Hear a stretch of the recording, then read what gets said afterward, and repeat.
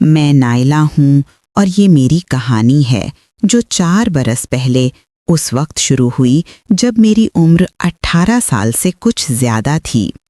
میرے والد شاہد نے میری والدہ صفیہ کو ان کی ناپسندیدہ عادتوں کی وجہ سے طلاق دے دی تھی۔ صفیہ شہر کے ایک کرائے کے مکان میں تنہا رہتی تھی۔ ہم 4 بہنیں تھیں اور ہمارا کوئی بھائی نہ تھا۔ والد ہمیں ماں سے فون پر بات کرنے سے منع نہیں کرتے تھے۔ ہم 4 بہنیں روزانہ اپنی ماں سے طویل گفتگو کرتی تھیں۔ شہر میں صفیہ اپنی مرضی کی زندگی گزار رہی تھی، نہ کوئی پابندی تھی نہ ہی کسی کا خوف۔ جب میں فون پر ماں سے بات کرتی تو وہ بار بار کہتی کہ تم سب بہنیں میرے پاس آ جاؤ، میں تمہارے سہارے اپنی زندگی گزار لوں گی، میں یہاں بہت تنہا ہوں۔ مجھے اپنی ماں پر بہت ترس آتا اور ساتھ ہی والد پر سخت غصہ بھی آتا کہ انہوں نے میری ماں کو ایسی ذلت آمیز زندگی گزارنے پر مجبور کر دیا۔ لیکن میں نہیں جانتی تھی کہ میری ماں کی حقیقت کیا ہے۔ ایک دن میں نے والد سے کہا کہ ہمیں کچھ دنوں کے لیے ماں کے پاس چھوڑ آئیں۔ والد نے یہ بات سنتے ہی ہمیں ڈانٹنا شروع کر دیا اور ماں سے فون پر بات کرنا بھی بند کروا دیا، حتیٰ کہ گھر سے باہر نکلنا تک محدود ہو گیا۔ ہم والد کی ان پابندیوں سے بیزار ہو چکی تھیں۔ میں نے ٹھان لیا تھا کہ جیسے ہی موقع ملے گا میں اپنی بہنوں کو لے کر ماں کے پاس چلی جاؤں گی، اور پھر ایک موقع پا کر میں شہر پہنچ گئی۔ ایک رات تقریباً 2 بجے میری آنکھ کھلی، دوسرے کمرے سے آوازیں آ رہی تھیں۔ میں نے کھڑکی سے جھانک کر دیکھا تو میرے پاؤں تلے سے زمین نکل گئی۔ کمرے میں میری ماں کے ساتھ 2 اجنبی مرد تھے۔ ماں کبھی ایک کے پاس جاتی، کبھی دوسرے کے پاس۔ ان دونوں نے اپنا کام کرنے کے بعد ماں کو کچھ نوٹ دیے۔ میں کافی دیر تک یہ منظر دیکھتی رہی۔ جب وہ تینوں کپڑے پہننے لگے تو میں اپنی چارپائی پر آ کر لیٹ گئی۔ صبح میں نے ماں سے اس رات کا ذکر تک نہ کیا۔ 2 دن گزر گئے۔ میں نے ماں سے پوچھا کہ اس رات وہ کون لوگ تھے۔ ماں سمجھ گئیں کہ مجھے سب پتہ چل چکا ہے، تو انہوں نے کہا، میری پیاری بیٹی، اس کام میں بہت لذت ہے اور پیسے بھی بہت ملتے ہیں۔ بغیر محنت کے رقم ہاتھ آ جاتی ہے اور ہم 2 وقت کی روٹی کھا لیتے ہیں۔ میں سمجھ چکی تھی کہ والد نے ماں کو طلاق کیوں دیا تھا۔ 2-3 ماہ تک میں ماں کا یہ کام دیکھتی رہی۔ ایک رات ایک لڑکا ماں کے پاس آیا۔ جب اس کی نظر مجھ پر پڑی تو اس نے ماں سے کہا کہ میں تمہیں دگنی رقم دوں گا، تم اپنی بیٹی کو میرے ساتھ ایک رات گزارنے دو۔ میری ماں بھی لالچ میں آ گئیں۔ انہوں نے مجھے کمرے میں بھیج دیا۔ اس لڑکے نے مجھے کپڑے اتارنے کو کہا۔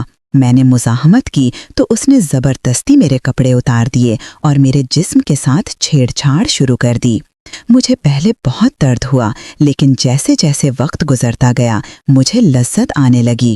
جاتے وقت اس لڑکے نے بہت سارے پیسے میرے ہاتھ میں تھما دیے اور کہا کہ کل پھر ملاقات ہوگی، اور ساتھ ہی یہ بھی کہا کہ میرے علاوہ کسی اور کے قریب مت جانا، تمہیں جتنے پیسے چاہیے مجھے بتا دینا۔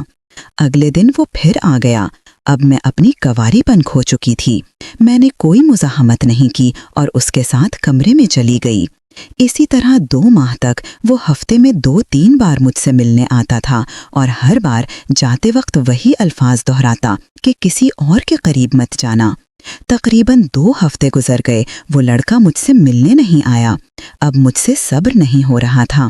میں کسی بھی طرح اپنی پیاس بجھانا چاہتی تھی، اپنے وجود میں لگی آگ کو ٹھنڈا کرنا چاہتی تھی، لیکن مجھے بار بار اس لڑکے کی بات یاد آ جاتی کہ میرے علاوہ کسی اور کے قریب مت جانا، اور میں رک جاتی تھی۔ لیکن اب میں اس کا انتظار نہیں کر سکتی تھی، اور ایک رات میں نے اپنی پیاس بجھانے کے لیے دوسرے لڑکے کے ساتھ کمرے میں جانا قبول کر لیا۔ اگلے دن رات کو وہ لڑکا ہمارے گھر آ گیا۔ میں بہت ڈری ہوئی تھی کیونکہ میں جانتی تھی کہ اسے پتہ چل جائے گا۔ اس رات اس نے میری گردن چومتے ہوئے میرے بالوں کو پیچھے کیا تو اسے وہاں کچھ نشانات نظر آئے اور وہ سب کچھ سمجھ گیا۔ جب اس نے مجھ سے پوچھا تو میں نے انکار کر دیا اور یوں جھگڑا چل نکلا۔ اس نے غصے میں دروازے پر مکہ مارا اور چلا گیا۔ वक्त गुजरता गया और मैं नए नए लोगों से मिलती रही। पैसों के लालच ने मुझे अंधा कर दिया था। मैंने अपना मोबाइल ले लिया और हमने अपना घर भी तब्दील कर दिया था। एक दिन एक लड़के ने मुझे मैसेज किया। मैंने कोई जवाब न दिया। वो रोज मुझे मैसेज करता था।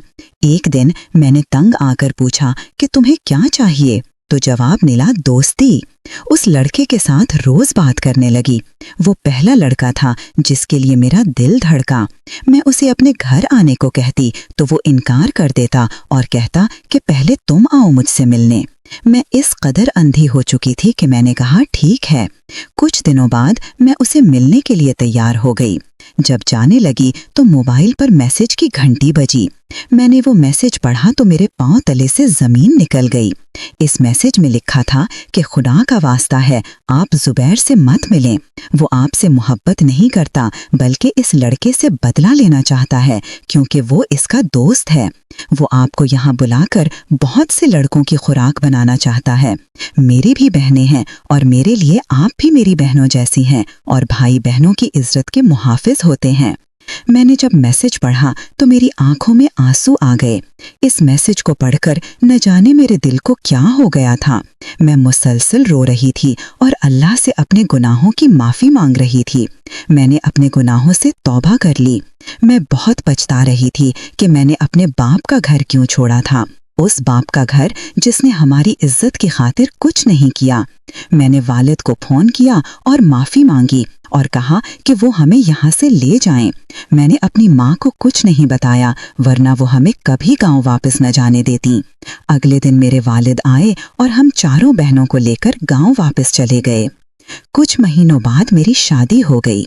मैं जब भी नमाज पढ़ती हूँ मेरे दिल से सबसे पहले उस लड़के के लिए दुआ निकलती है जिसने मुझे मैसेज किया था।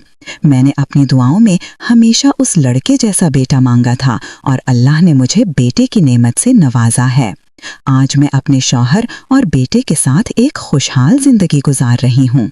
अगर आपको हमारी ये कहानी पसंद आई हो तो इसे लाइक करें और हमारे